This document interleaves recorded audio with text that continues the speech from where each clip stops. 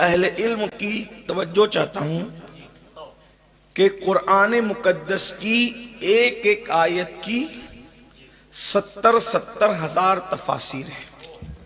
جب قرآن کی کوئی ایک آیت پڑھی جاتی ہے تو اس کے نیچے پھر کہتے ہیں کہ اکرمہ نے یہ فرمایا، ابن عباس نے یہ فرمایا، ابن مسعود نے یہ فرمایا، پھر اس کے بعد امام اربلی نے یہ کہا، پھر اس کے بعد امام رازی نے یہ کہا، پھر اس کے بعد فلاں نے یہ کہا۔ اس طرح سے اقوال اس کی تفسیر میں ملتے ہیں۔ تو چونکہ قرآن مقدس کی آیتوں کے ایک ظاہری معنی ہوتے ہیں اور ظاہری معنی میں ہی 70 ہزار ہیں، جو باطنی تو ہمارا دماغی نہیں پہنچ سکتا۔ تو میں ظاہری معنی کی بات کروں، تفسیر در المنصور کے اندر، در منصور میں علامہ جلال الدین سیوطی، جسے دنیا خاتم الحفاظ کہتی ہے۔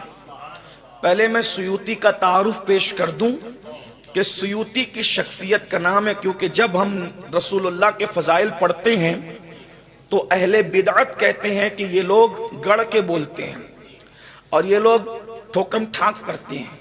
پھر اہل البیت کے فضائل پڑھتے ہیں تو بولتے ہیں کہ یہ ادھر سے لاتے ہیں ادھر سے لاتے ہیں۔ تو میں پہلے جناب سیوطی کا تعارف پیش کروں۔ سیوطی وہ بندہ ہے جو بیک وقت میں محدث بھی ہے، مفسر قرآن بھی ہے، مورخ بھی ہے۔ جلالین جو پڑھائی جاتی ہے درس نظامی کے اندر، تو وہ جو دو جلال ہیں، تو اس دو جلال میں ایک جلال یہ بھی ہے جلال الدین سیوطی، جن کو خاتم الحفاظ کہا گیا ہے۔ ایک اور ان کا تعارف سن لیں، یعنی جلال الدین سیوطی ٹھوک ٹھیاک کرنے والے آدمی کا نام نہیں۔ ہمارے بزرگوں نے یہ لکھا کہ جب سیوطی کو کوئی مسئلہ درپیش ہوتا تھا اور کتابوں میں اس کا حل نہیں ملتا تھا تو ان کو یہ اللہ نے شان عطا کی تھی کہ وہ ڈائریکٹ بارگاہ رسالت سے معروضہ پیش کر کے معلوم کر لیتے تھے کہ حضور اس کے بارے میں آپ کیا فرماتے ہیں۔ یہ علامہ جلال الدین سیوطی ہے، اور ان کو کبھی کبھی ایک ایک رات میں درجنوں مرتبہ رسول اللہ کی زیارت کا شرف عطا ہوا۔ اس دور میں علامہ جلال الدین سیوطی رحمت اللہ علیہ نے 500 سے زائد کتابیں لکھی، اور ابھی بھی سینکڑوں کتابیں ان کی دنیا کے اندر موجود ہے۔ اتنے برس گزر جانے کے بعد بھی وہ سیوطی، علامہ جلال الدین سیوطی در منصور میں لکھتے ہیں، مرج البحرین یلتقیان۔ الگ الگ اس کے اقوال ہیں۔ ایک قول رئیس المفسرین، سید المفسرین، حبر الامہ حضرت سیدنا عبداللہ ابن عباس رضی اللہ تعالیٰ عنہ کا ایک قول یہ بھی ملتا ہے کہ جو دو دریا اللہ نے روا کیے تو ان میں سے ایک دریا کو سیدہ فاطمہ الزہرا کہتے ہیں اور ایک دریا کو علی مرتضیٰ کہتے ہیں۔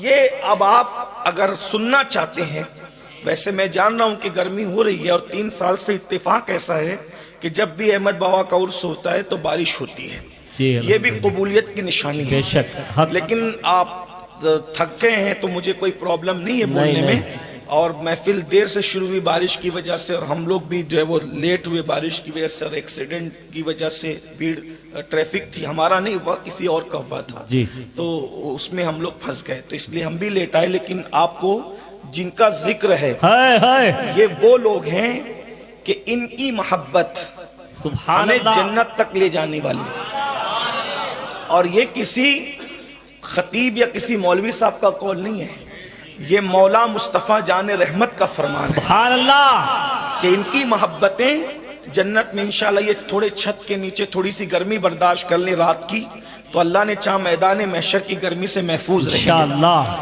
تو امام سیوطی در منصور میں لکھ رہے ہیں کہ جو دو دریا اللہ نے روا کی، اللہ نے روا کیے 2 دریا۔